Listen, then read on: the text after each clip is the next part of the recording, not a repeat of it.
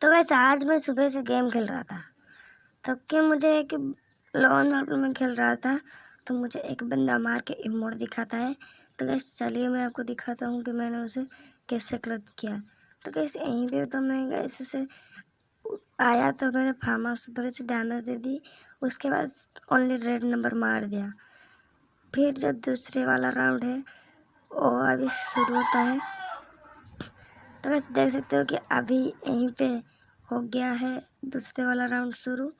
तो कैसे जब तक ये बंदा आएगा तो मैं उसे इमोट एक मार के उसे हेडशॉट मार